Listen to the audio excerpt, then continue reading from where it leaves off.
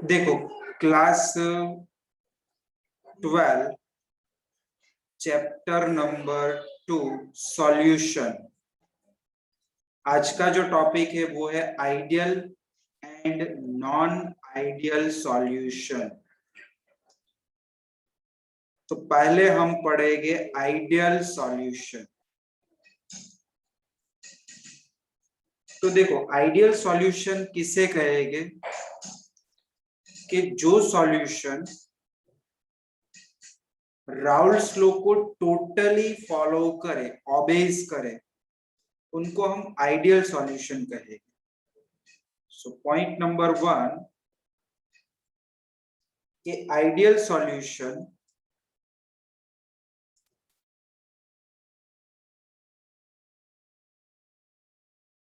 obeys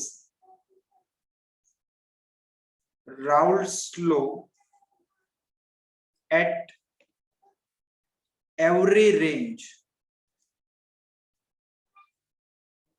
of concentration.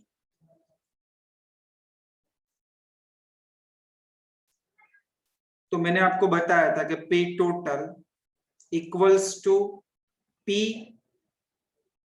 A plus PB। मैं यहाँ पे A और B कंपोनेंट ले रहा हूं। सो P टोटल इक्वल्स टू होगा PA not into XA plus PB not into XB। चलो, तो देखो, ये मेरे पास बीकर जिनमें मैंने लिया है लिक्विड A। तो ये A मॉलिक्यूल, ये भी A मॉलिक्यूल, सारे A मॉलिक्यूल ही हो गए। चलो, फिर मैंने लिया दूसरा बीकर जिनमें मैंने लिया लिक्विड B। तो इनमें हो गए ये B मॉलिक्यूल सारे।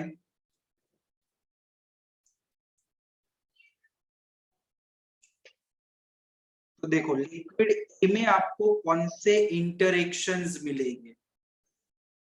ए ए ए ए इंटरेक्शन। इनके अंदर आपको मिलेगा A A interactions. Liquid B में आपको कौन से इंटरेक्शंस मिल जाएंगे?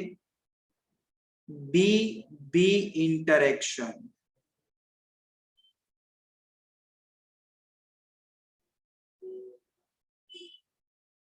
लिक्विड ए में ए इंटरेक्शन फोर्स होती है, यहाँ पे फोर्स। बी में आपको बी टाइप की फोर्स मिलेगी, इंटरमोलेक्युलर फोर्सेस। ये दोनों को मैंने ऐड किया एक तीसरे बीकर में, ऐसे।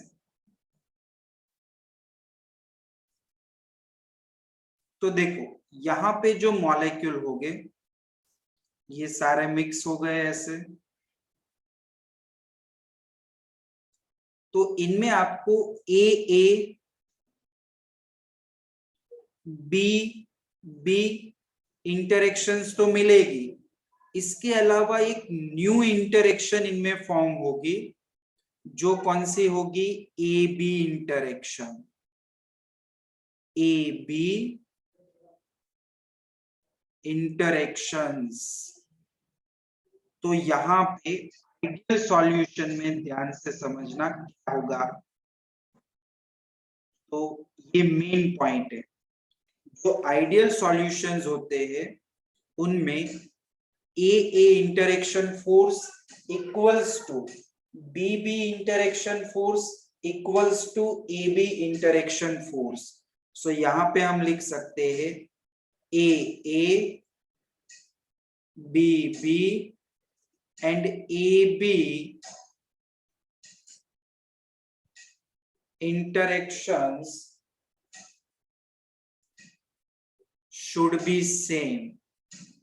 इसीलिए जब हम ये दोनों लिक्विड को मिक्स करेंगे और जो सॉल्यूशन बनाएंगे, तब कोई भी लिक्विड एक्सपांड भी नहीं होगा और लिक्विड कंप्रेस भी नहीं होगा, यानी जो उसका वॉल्यूम है वो कांस्टेंट रहेगा।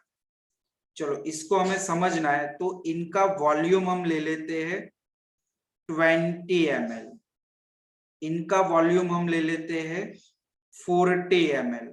सो रिजल्टिंग सॉल्यूशन का वॉल्यूम भी आपको 60 ml ही मिलेगा। तो यहाँ पे मैं एक पॉइंट कह सकता हूं, आइडियल सॉल्यूशन के लिए change in volume, change in volume या वॉल्यूम चेंज भी इसको बोल सकते हो, डेल्टा वी। डेल्टा वी आपका रहेगा 0। आपको टेक्स्ट बुक में दिया होगा डेल्टा वी मिक्सिंग, MIX करके दिया होगा, देखो ऐसे ये वाला। तो ये यहाँ पे 0 रहेगा, क्यों? क्योंकि जब दोनों लिक्विड को मिक्स कर रहे हो तब इनिशियल देखो इसका वॉल्यूम कितना था, 20 प्लस 40 यानी कितना हुआ, 60 था, और फाइनल वॉल्यूम भी आपको 60 मिला, सॉल्यूशन का वॉल्यूम। सो वॉल्यूम चेंज आपको यहाँ पे 0 मिलेगा। ये एमसीक्यू में काफी बार पूछते हैं। तो आइडियल सॉल्यूशन में वॉल्यूम चेंज जो होता है, मिक्सिंग ऑफ वॉल्यूम, ऑलवेज 0 रहेगा। सेम पॉइंट एंथैल्पी चेंज, तो यहां पे हम लिखेंगे एंथैल्पी चेंज,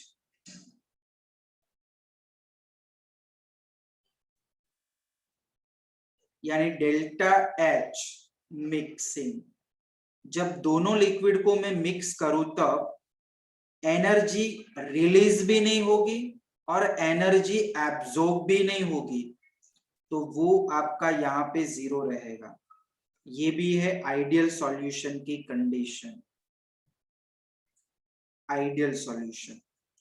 तो ये सारी चीज क्यों होती है, इनका मेन रीजन ये है क्योंकि इसमें जो फोर्स ऑफ अट्रैक्शन इनिशियल्स जो होती थी, ए टाइप, बी टाइप, वही टाइप का आपको यहाँ पे मिलेगा। इंटरेक्शंस सेम रहेंगे, इंटरमोलिकुलर फोर्सेस ऑलमोस्ट इक्वल रहेंगे, इसीलिए यहाँ पे वॉल्यूम एक्सपांड भी नहीं होगा, हीट रिलीज भी नहीं होगी। तो ये 3 मेन पॉइंट यहाँ पे हमें समझने हैं। चलो इसके एग्जाम्पल में आपको देता हूं, कौन से सॉल्यूशन आइडियल सॉल्यूशन की पैर है। एमसीक्यू के लिए खास ये है एग्जाम्पल। तो देखो सेम टाइप्स ऑफ कंपाउंड होने चाहिए। चलो पहला एग्जाम्पल देता हूं मैं आपको, normal hexane plus normal heptane. तो आप देख सकते हो कि दोनों जो कंपाउंड है वो अल्केन है, ANE। सो अल्केन में जो फोर्स ऑफ अट्रैक्शन होगी दोनों में सेम होगी, और दोनों को मिक्स करके जो सॉल्यूशन बनेगा वो कैसा हो जाएगा, आइडियल सॉल्यूशन। क्योंकि रिजल्टिंग जो भी सॉल्यूशन में वो भी आपका सेम फोर्स ऑफ अट्रैक्शन रहेगा। चलो फिर अगर आप ऐसा सोचो कि मैं नॉर्मल पेंटेन ले लूं और नॉर्मल डेकेन ले लूं, तो क्या ये आइडियल सॉल्यूशन है? तो आंसर होगा नहीं। क्यों? तो रीजन समझना, पेंटेन में 5 कार्बन है, डेकेन में 10 कार्बन है, तो ये जो डिफरेंस है वो बहुत ज्यादा है, डिफरेंस इज वेरी हाई। एक कार्बन का डिफरेंस इट्स ओके, क्योंकि एक कार्बन का डिफरेंस रहेगा तो मोलेकुलर फोर्स में कोई इतना चेंजेस नहीं मिलेगा। बट जब कार्बन बढ़ जाएंगे तब जो भी मॉलिक्यूलर फोर्सेस है वो डिफरेंस हो जाएगी, फिर आपका ये कंडीशन यहाँ पे सेटिस्फाइड नहीं रहेगा। ए इक्वल्स टू बी बी, ये इक्वल ही नहीं रहेगी इसीलिए। चलो सेकंड एग्जांपल। तो सेकंड वेल नोन एग्जांपल मैं आपको दूं तो क्लोरोबेंजीन एंड ब्रोमोबेंजीन, ये काफी बार पूछते हैं ये एग्जांपल। देखो ये भी बेंजीन, ये भी बेंजीन, दोनों के ऊपर मैंने हैलोजन लगाया है, और हैलोजन हमें पता है fluorine, chlorine, bromine, iodine. Halogen भी मैंने कैसे लिए, नियरेस्ट वाले, एक क्लोरीन एक ब्रोमीन, क्योंकि दोनों की एटॉमिक साइज ऑलमोस्ट नियरेस्ट होगी। तो एक मैंने ले लिया क्लोरोबेंजीन और दूसरा ले लिया ब्रोमोबेंजीन। तो ये दोनों की जो पैर है क्लोरोबेंजीन प्लस ब्रोमोबेंजीन, ये दोनों आइडियल सॉल्यूशन बनाते हैं। ये एमसीक्यू काफी बार पूछते हैं। क्लोरोबेंजीन ब्रोमोबेंजीन भी लिख सकते हो, फिर आप सेम ब्रोमो और आयोडो ले सकते हो। देखो तीसरा एग्जांपल यहां से मैं आपको दिखाऊं, टेक्स्ट बुक में तो आपको एक दो ही एग्जांपल है, मैं यहाँ पे एक्स्ट्रा करवा रहा हूं कि मान लो ये दोनों की पैर मैं ले लेता हूं, CH3 CH2 Br plus CH3 CH2I। तो ये दोनों में आप देख सकते हो कि कार्बन ऑलमोस्ट सेम है, फंक्शनल ग्रुप भी सेम है, बट एक ब्रोमीन है और एक आयोडीन है, यानी पास पास वाले एलिमेंट है, तो ये चलेंगे। यहाँ पे आइडियल सॉल्यूशन बनाते हैं, ये आइडियल सॉल्यूशन, इनका नेम इथाइल ब्रोमाइड और ये हुआ इथाइल आयोडाइड। तो ये है आइडियल सॉल्यूशन के एग्जांपल्स। इनके अलावा एक लास्ट एग्जांपल बेंजीन और टोल्यूइन का भी देते हैं। देखो last one, benzene plus toluene, ये दोनों भी आइडियल सॉल्यूशन की पैर है। बेंजीन, टोल्यूइन, CH3, ये आइडियल सॉल्यूशन। तो इतने एग्जांपल है, तो एक बार इनको हम समझ लेते हैं पूरा टॉपिक। तो देखो यहाँ पे आपको गिवन है कि the solution which obeys Raoult's law over the entire range of concentration are known as ideal solution. The ideal solution have two important properties. ये दोनों properties देखो, आज कि the enthalpy of mixing of pure component to form a solution is zero and volume of mixing is also zero. It means that no heat is absorbed or evolved when two component are mixed. दो component को mix करोगे तब heat release भी नहीं होगी और heat absorb भी नहीं होगी, इसीलिए delta H 0। Same point volume के लिए, the volume of solution would be equal to the sum of volume of two components, जो मैंने यहाँ पे आपको बताया एग्जांपल लेके 60 और 20 ml वाला एग्जांपल, ये सेम वॉल्यूम रहेगा। फिर यही बात मैंने आपको पूरी मॉलिक्यूलर लेवल पे जाके बताई कि ideal behaviour of the solution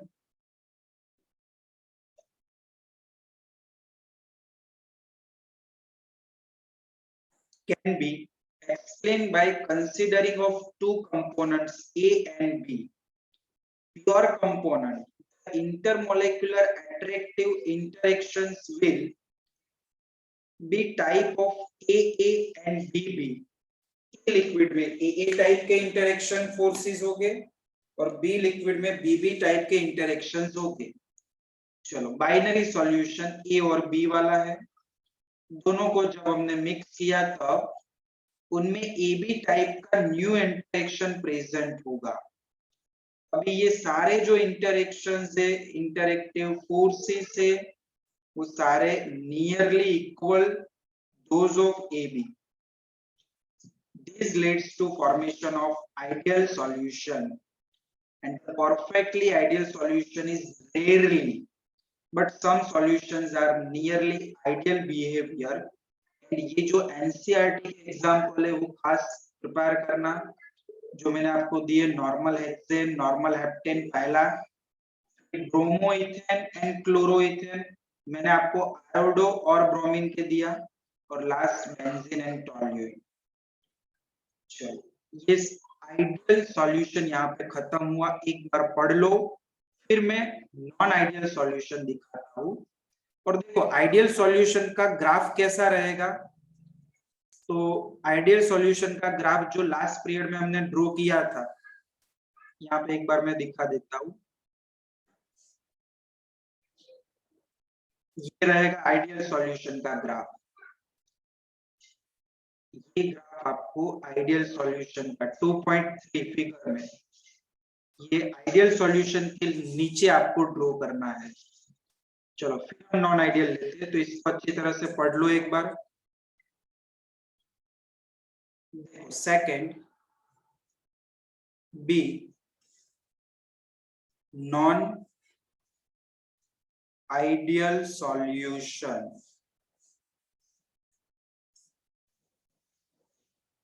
तो non ideal solution do not obey Raoult's law, वो राउल्स लॉ को फॉलो नहीं करेंगे, तो वो सॉल्यूशन को नॉन आइडियल सॉल्यूशन कहेंगे। नॉन आइडियल सॉल्यूशन दो टाइप के डेविएशन दिखाते हैं। देखो ये आपके पास राउल्स लॉ का फॉर्मूला और उनका ये ग्राफ,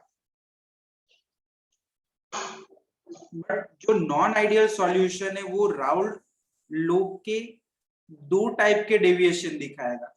कुछ सॉल्यूशन राउल्ट लॉ के ऊपर ऐसे यहाँ पे मिलेगा, ये पॉजिटिव डेविएशन। अगर कोई ग्राफ आपको ऐसे मिले, आपको ब्लैक लाइन ही कंसीडर करनी है, ऐसे ग्राफ मिले तो ये पॉजिटिव डेविएशन होता है। अगर मान लो आपको कोई ग्राफ प्लॉट करो और ये ग्राफ अगर ऐसे नीचे मिले तो ये होता है negative deviation from Raoult's law. Text book में देखो दोनों ग्राफ में पहले आपको दिखा दूं, पॉजिटिव डेविएशन और नेगेटिव डेविएशन। तो राउल्ट लॉ के हिसाब से जो हम वेपर प्रेशर निकाले उससे ज्यादा वेपर प्रेशर हमें मिले, कि vapour pressure of solution is greater than the vapour pressure from the find out Raoult's law. Raoult's law use करके हमने जो वेपर प्रेशर निकाला उससे ज्यादा मिला तो वो पॉजिटिव डेविएशन, अगर वेपर प्रेशर हमें कम मिला तो वो नेगेटिव डेविएशन। ये दोनों ग्राफ है, ए पॉजिटिव डेविएशन के लिए है, बी नेगेटिव डेविएशन के लिए ग्राफ है। सो पहले पैराग्राफ में हमें यही समझाया। देखो when the solution does not obey Raoult's law over the entire range of concentration, it is called non-ideal solution। ये point number 1। चलो फिर the vapor pressure of such a solution is either higher or lower than that predicted by Raoult's law। जो equation हमने पहले derive कर लिया, तो equation हमने डिराइव कर ली, एक मिनट,